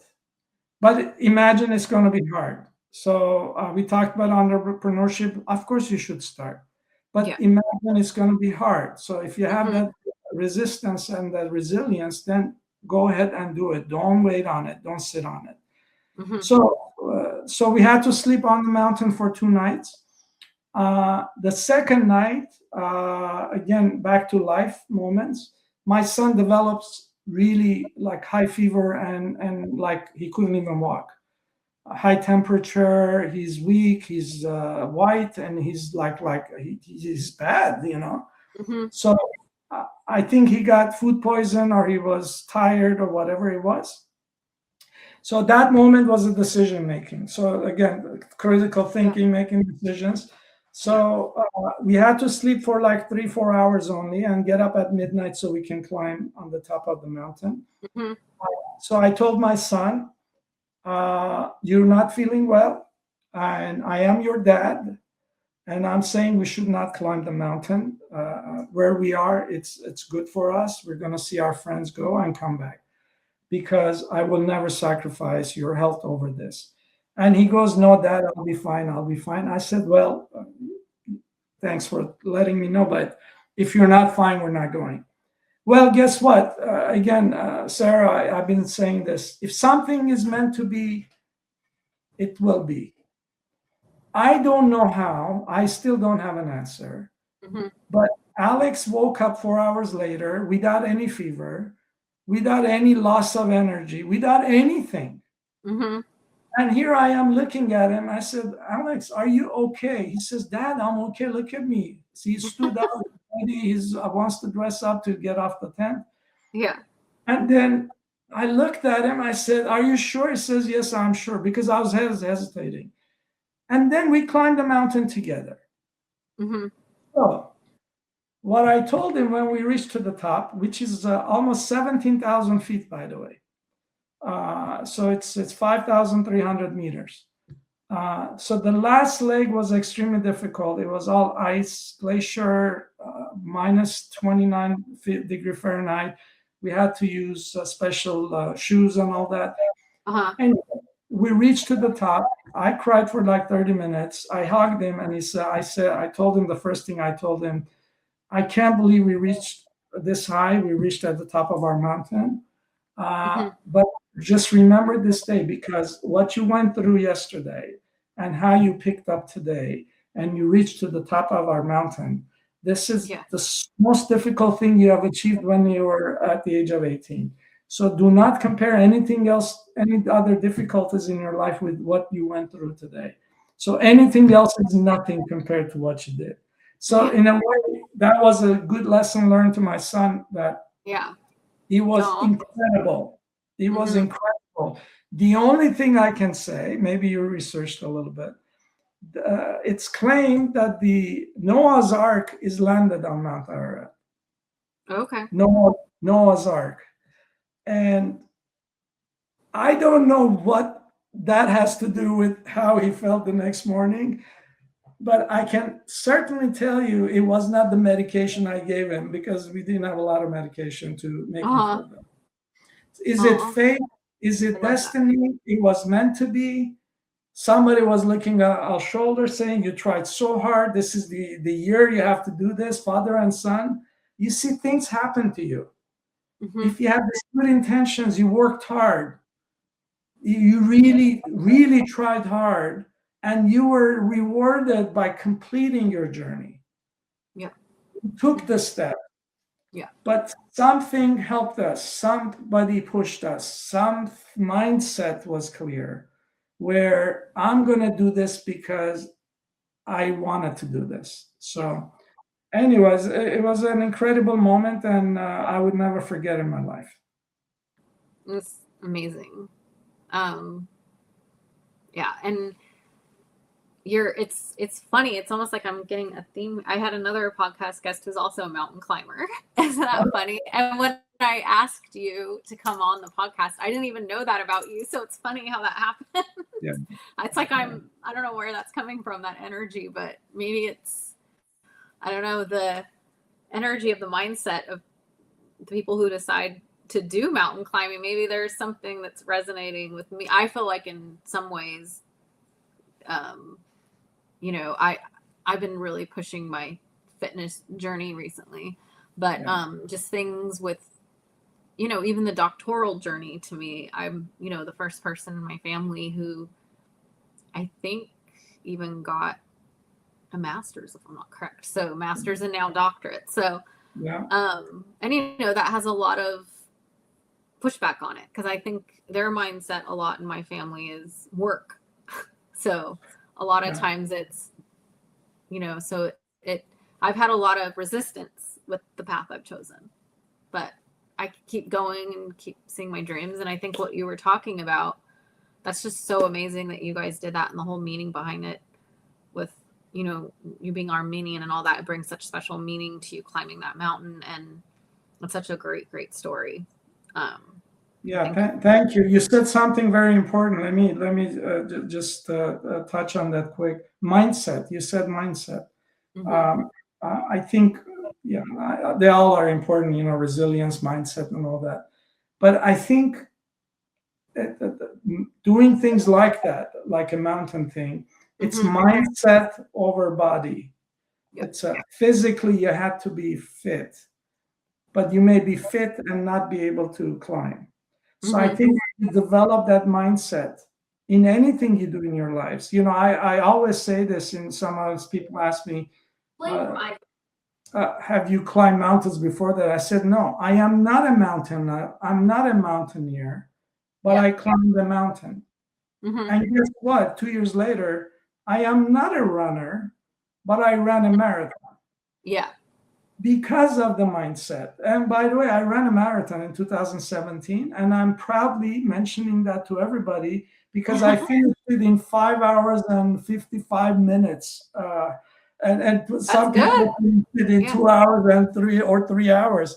You know why? Because I wasn't competing, racing against the time. I wanted to start the marathon and finish the marathon without having a heart attack in between. And I did that. You see, the mindset was there. Yeah. So I am honestly sharing this for motivation for your audience and for my students and whoever I taught, for my colleagues, actually. I do a lot of this as team building and all that. Yeah. I said, I walk a lot, but I don't run. But look at me, I finished a marathon. You see, if I can do that, imagine what else can you do? You can do the same and many, many more things. So it is a mindset. I think it's very important on top of other things, you know, the body, the physics, and those kind of things. Yeah. Love that. And I think I mentioned I know somebody who's going to be climbing Mount Denali here soon. So I'm just envisioning him sending good vibes at the top. That's what I'm doing. So I'm sure he will. I'm sure he will. And so I think, you know, I guess I just have a couple closing questions if you're okay with that on time here. Sure. When people think about your legacy decades from now, what do you hope they remember?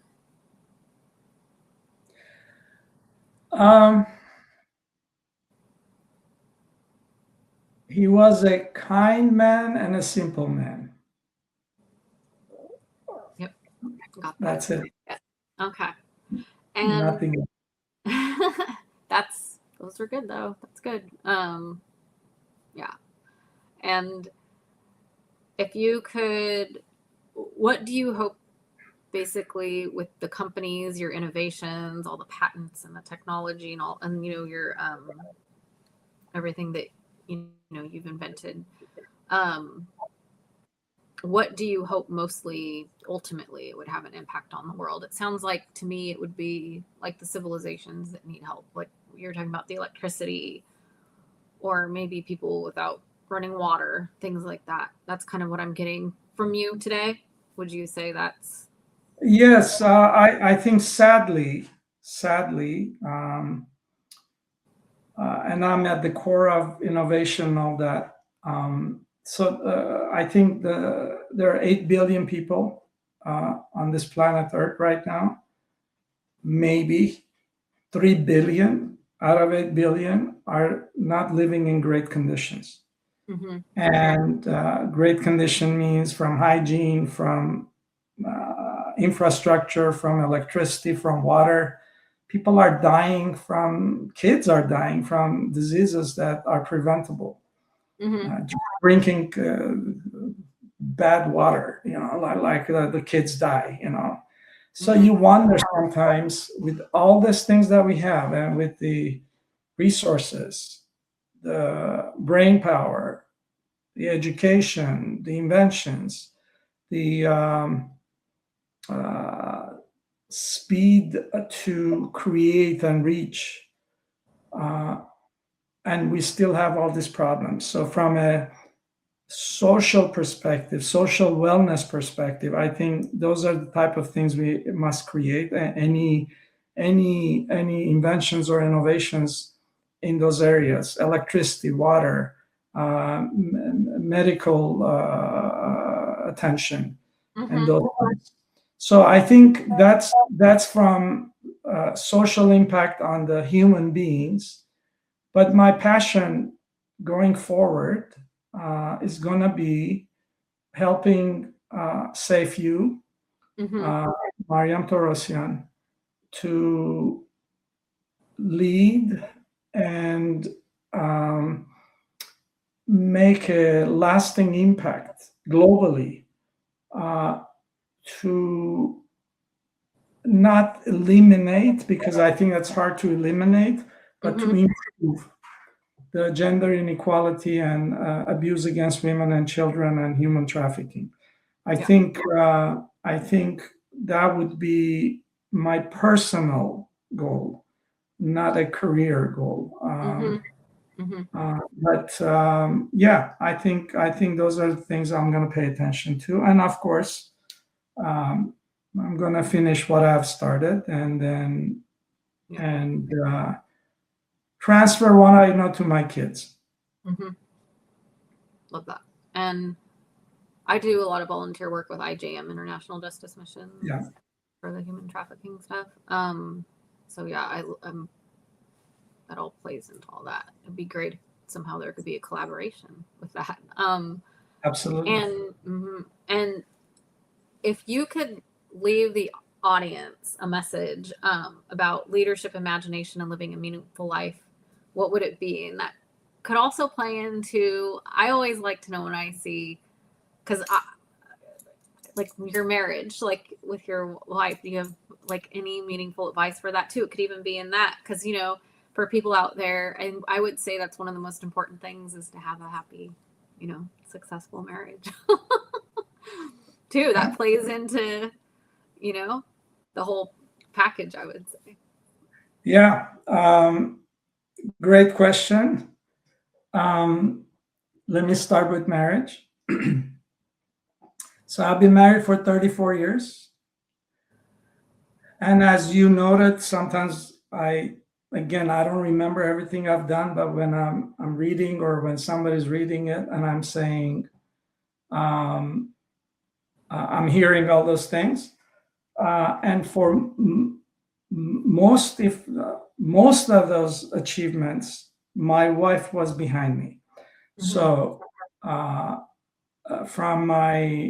so we've been married since 1992. I had started space station then, but then during our marriage, it was the toughest period of the development effort. I had to be co-located to Houston.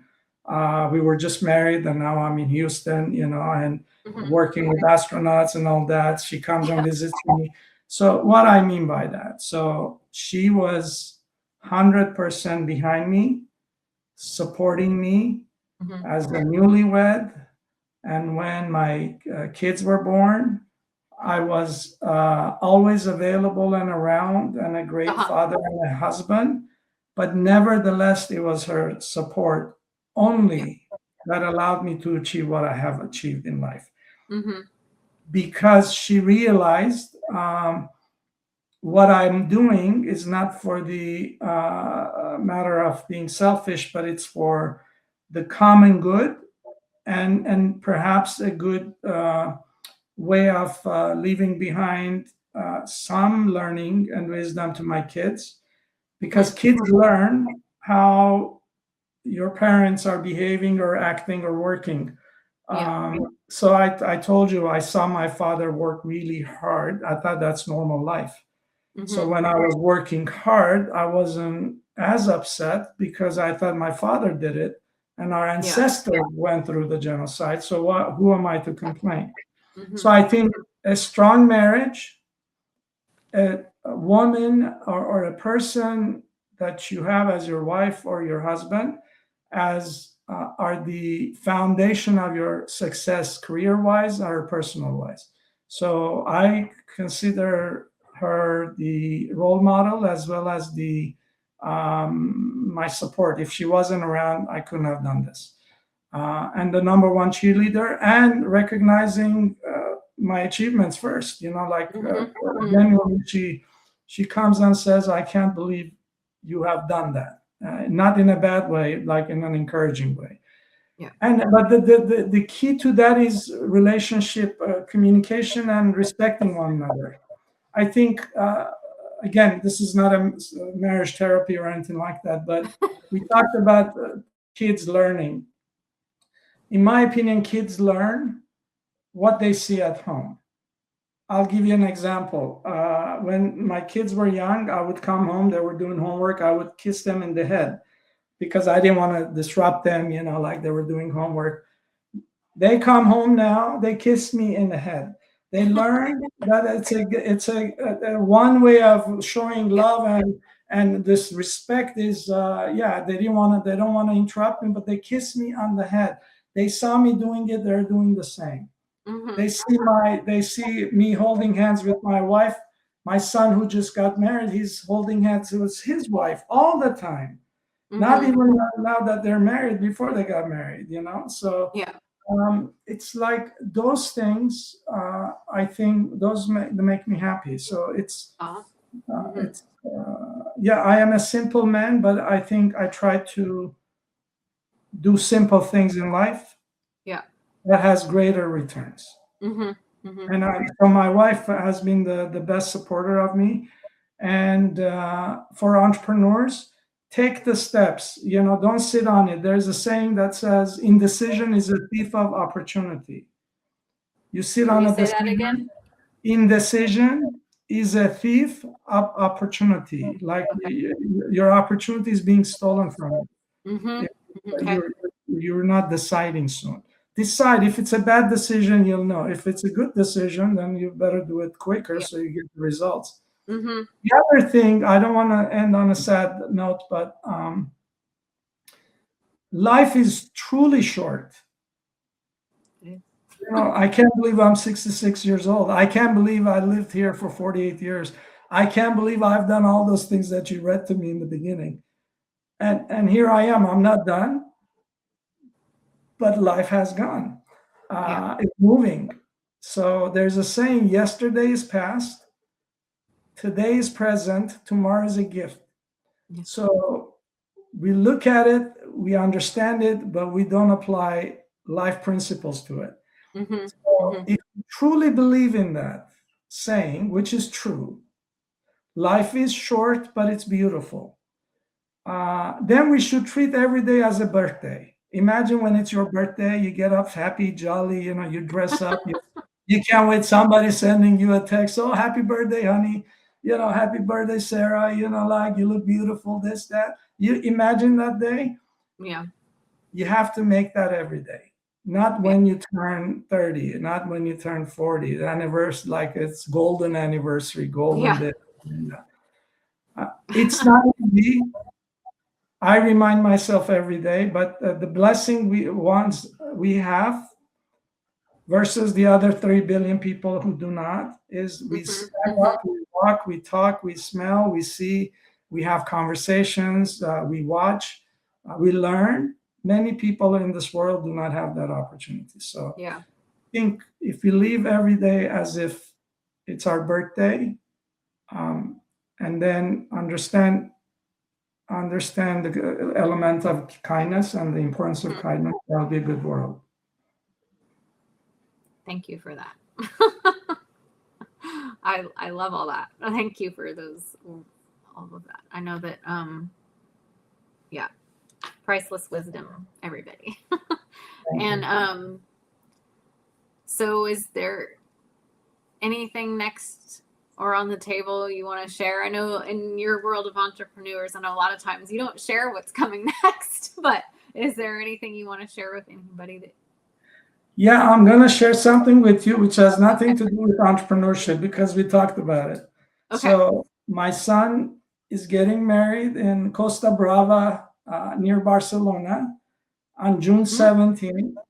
And myself and my wife and my daughter are looking that. So, what's next on our plate is that's what's next. I'm not nice. thinking farther. Okay. So, we're going to go to Costa Brava. We're going to Okay. celebrate my beautiful son's wedding. We have a gorgeous, beautiful, kind daughter-in-law, and I'm gonna take my beautiful wife and my beautiful daughter to that wedding. We're gonna celebrate.